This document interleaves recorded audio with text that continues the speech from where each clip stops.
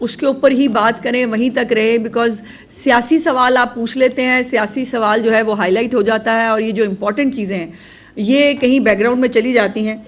और लेकिन आपने सवाल पूछ लिया, आपका हक है। मेरी गुजारिश सिर्फ इतनी है कि उनका भी मुल्क है, वो अपने वो एक सूबे के वज़ीर आला हैं, वो तशरीफ़ लाए हैं, हमने उनको खुशामदीद भी कहा, लेकिन मेरे पर एक जो है वो क्रिटिसिज्म किया गया कि जी मैंने जो है वो अपना कल के उसके अंदर भी मैंने कहा कि कुछ जंगली लोग जो हैं वो साथ शामिल हैं। मुझे हैरत ये है कि क्या चक्री रेस्ट एरिया के ऊपर मौजूद इनके वुज़रा की आपने स्टेटमेंट्स और ज़बान चेक की है?